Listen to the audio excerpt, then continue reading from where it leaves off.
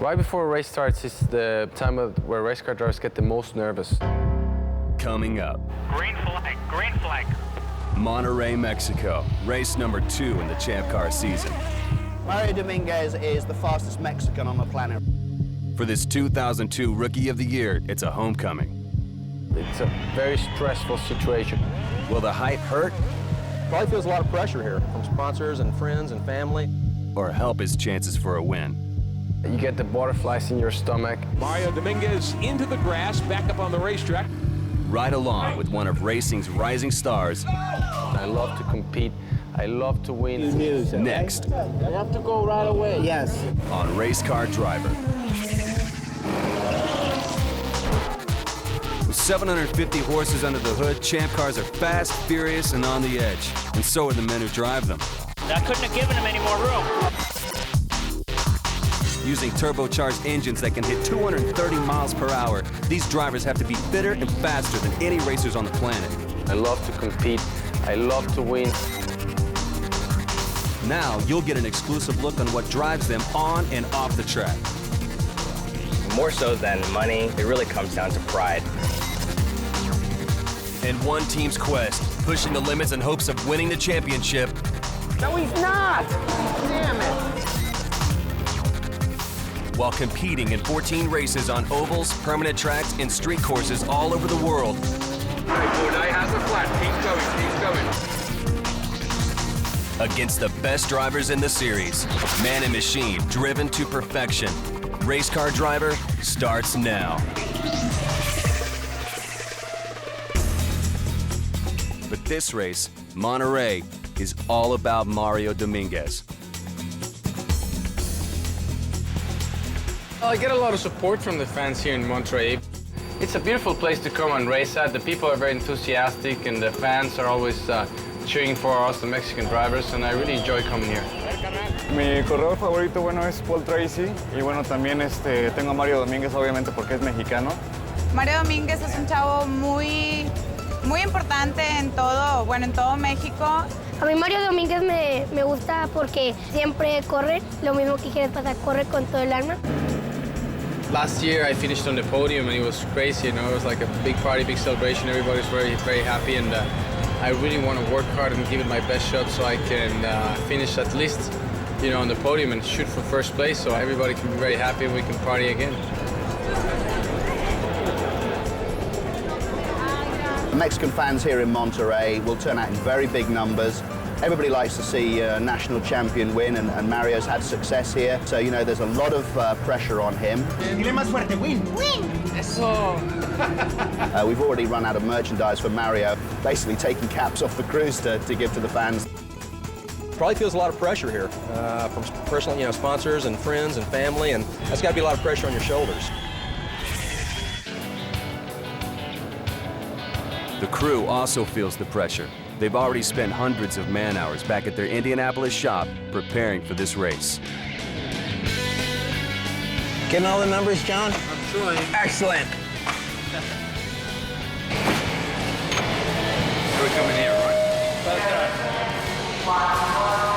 That's pretty good. The team looks to Mario to be the guiding force for the number 7 car, even though it's only his second race. Mario is really the figurehead for the team and really the emotional leader as far as the team's morale goes.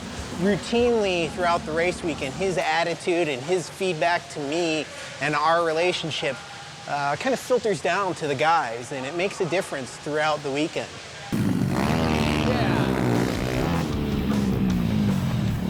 Well, I like to do many things. I like to play golf, I like to play tennis, I like to spend a lot of time with my friends and the family. You guys are pretty good, Boomer. You and Fricka.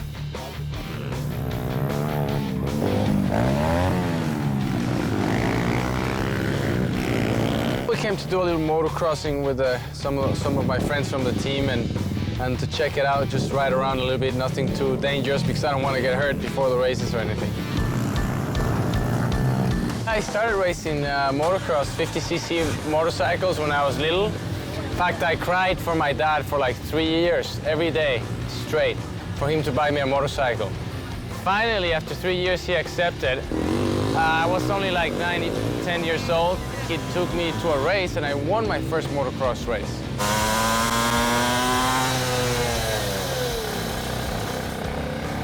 Hey, Mario, you need a car? I'll take the red car. Yeah, that doesn't really run in this class, though. You guys gotta give me a handicap. My husband is a mechanic for Forsyth Racing, so we end up meeting here every Tuesday or Wednesday night to go racing yet again. I'll kick your butt, eh? Yeah, he probably will. A car is a car, anywhere. A driver is a driver. Exactly. Mario Dominguez, lane 4. You're right here. The race begins when the red lights go out. No!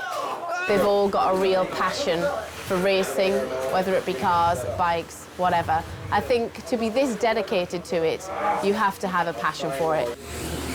We have another group that fishes, and we've talked about putting our initials on fish, you know, because we always throw them all back. So that way we know if we've caught the biggest fish, you know, you can't catch my fish again because I've already wrote my initials on it. I mean, it's all competition, always. I love competition. I love to compete. I love to win. Everything that involves having to compete with another person, for me, it's a lot of fun. The thing I love most about racing is taking a corner and knowing if I had gone any faster, the car would have lost grip and I would have crashed. Most of us, you know, always have that fear of not winning. Coming up, qualifying can test a driver's patience and skill, and Mario fights for his chance to win on the home field. Next on Race Car Driver.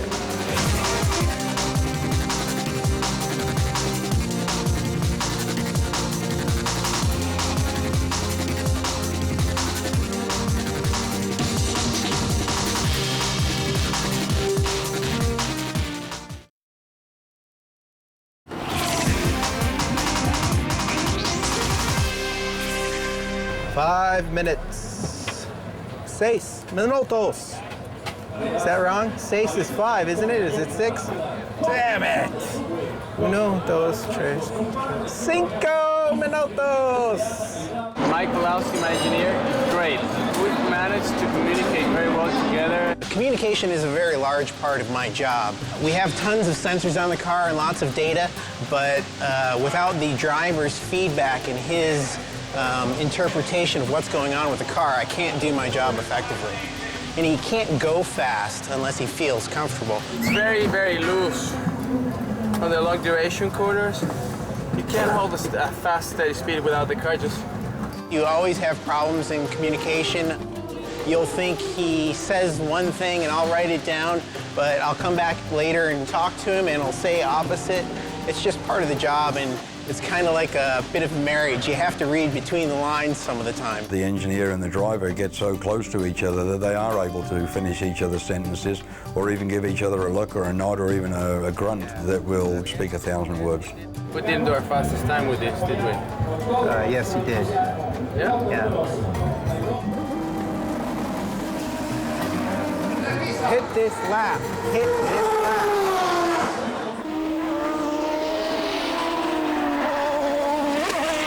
Show him the in lap. Damn it. Oh my God. Try to pull to a safe spot, Mario. Safe spot. I can hear Mario. Mario, do you hear us at all? He just got on the radio and said it was unplugged. Well, we had a problem in qualifying where the radio thing came loose, so we didn't have any radio. They couldn't call me in, so I ran out of fuel. That cost a red flag. I had to be towed into the pits. And then I had a penalty, which means you lose your fastest lap. Luckily, it didn't hurt us that bad, other than our dignity was scorched. It's a new team, and he's having to learn quite quickly. We work together, we share all the information, but ultimately, we're still competing against each other. Mario's teammate, Paul Tracy, is having issues with the track conditions in qualifying as well. Let's get another run in, okay, and just try to, like, you know, feet, anything back to me that you can.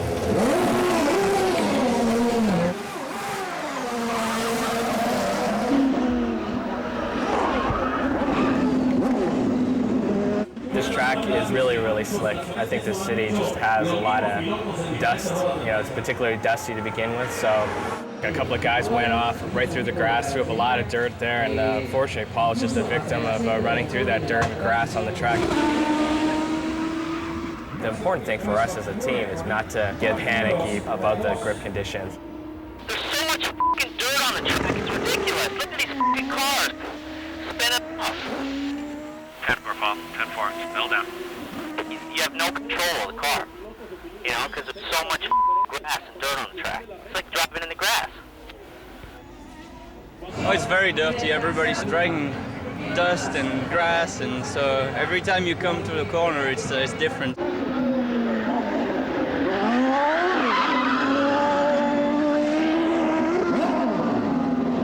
Paul can sometimes get a little overzealous. In the practice session leading up to qualifying, he had a spin. Definitely caught some serious air. Something happened with the car, either can't figure it out, the car just swapped ends on me, ran over the curb and damaged the engine. On his second and third laps, you know, he pretty much had some off-road excursions again, and you know, a fairly disappointing day. Coming up, Mario and team focus on salvaging a win. But before the race even begins, problems. Well, this morning in the warm-up, they had a little fire in the back of Mario Dominguez's car. Next on Race Car Driver.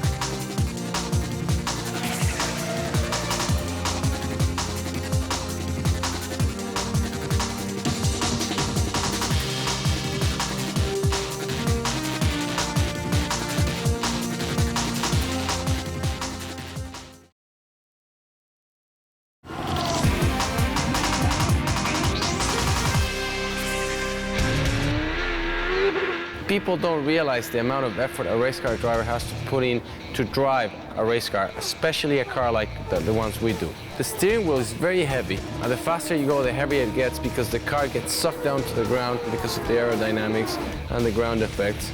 Every time we brake, we have to apply over 1,000 pounds of pressure so we can stop those cars. I would compare driving a race car on a warm day as sticking somebody on a steam room, putting the thick suit that we wear, and then giving him maybe 2 15 to 20 pound weights and having him go like that for over 2 hours with somebody else shaking him, you know, moving him around, because you get shaken and you get moved around every time you stop, every time you accelerate, every time you turn. Day 3, race day.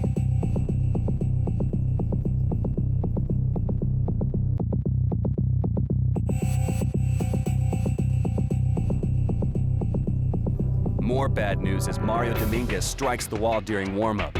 With little time before the green flag, the crew scrambles to reconfigure a backup car. But time's running out. He clipped the wall coming off the last turn, which broke the cam cover, which in turn let all the oil out of the engine, which in turn caught fire on the exhaust system. And unfortunately, all of the oil that comes out, we know that it gets in and around the fuel tank, gets in the ballistic material. It'll be down by the pedals by now. There's not enough time to repair what was damaged.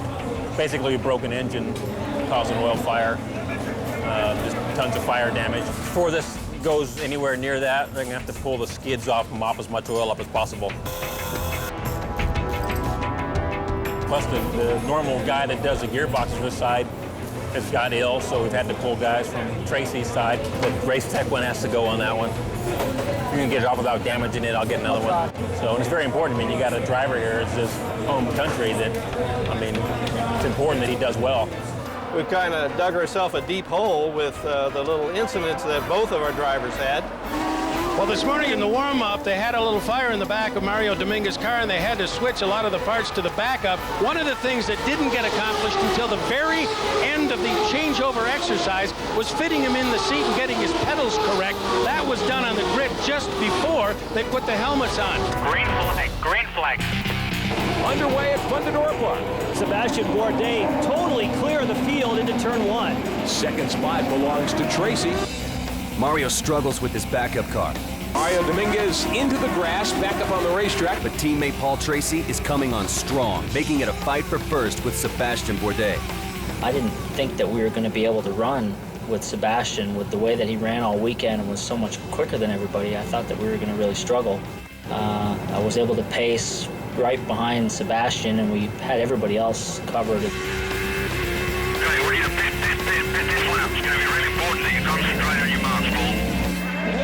Here comes Sebastian Bourdais. Paul Tracy right behind him. All the leaders will make their first stop. Look how Paul Tracy got up alongside. Great stuff. Paul Tracy hitting it right on the marks, takes the water bottle to get a cool drink as the team does complete service, getting him full of fuel. Very quick stop to Chris McCord. Sebastian Bourdais got a quick stop too with no adjustments to the car. He left here side by side with Tracy. I can't see him anymore. Did he get him? Yes, Tracy got him. Paul Tracy grabs the lead coming off pit road. We made the first pit stop. We saved more fuel than him. We beat him out of the pits. And then from there, I mean, we had him under control. Really, the race was down to him and I. Oh, here comes Bourdais, trying to get by Tracy on the inside. He may have it. Oh, they touch that. Devon in the grass.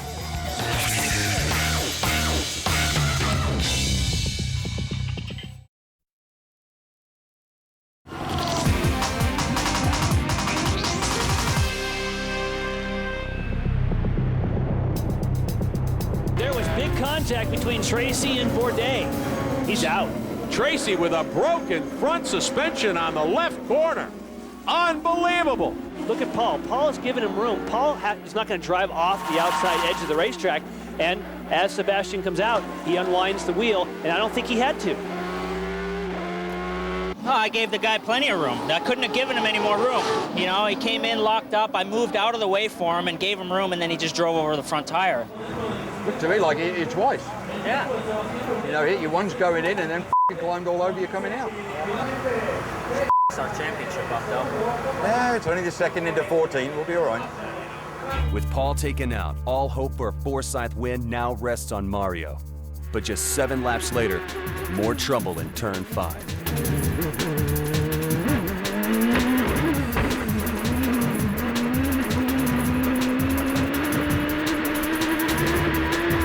Let's try and make it to the pits. If you can't make it, pull off into safe haven. Okay, come on in here. We're waiting for you. What is the problem with the car? What's happening? I crashed the guy behind me and everything is broken, really. Back to turn 5 again. Dominguez looked like he was having trouble in the corner, like maybe some gearbox issue, certainly off speed. The left rear seems to be collapsed, and that has the right front up in the air. The car is not going to be returned to the racetrack. They're beginning to unstrap him and take off the tires, get ready to take it back to the barn because it's done for the day.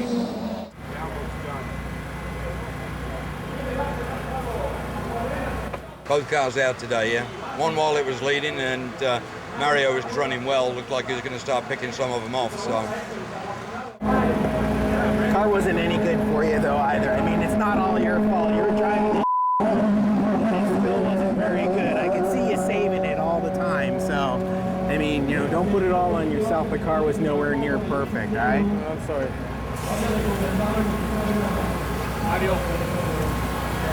I was obviously trying to get a good result for that race because it was very important for me.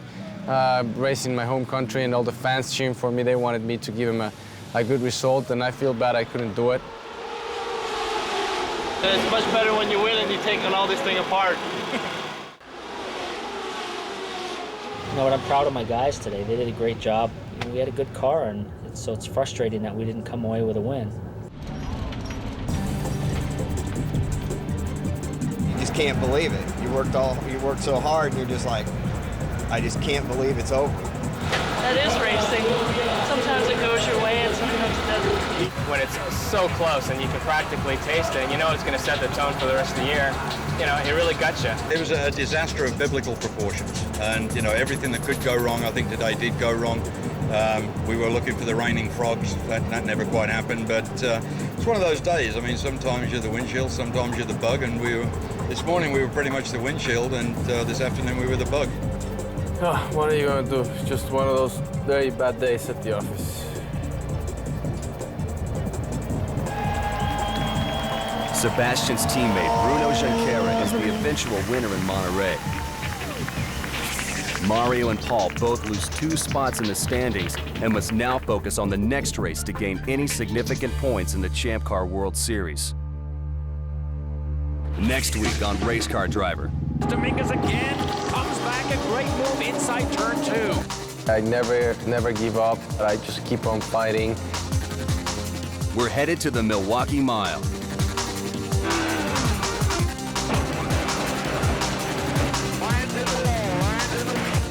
Paul Tracy has won this race 3 times before. He needs to win a 4th to give himself a chance against Sebastian in the overall standings. Plus, the rivalry between Paul and Sebastian heats up both on and off the track. Sorry, Sebastian. Next time on Race Car Driver.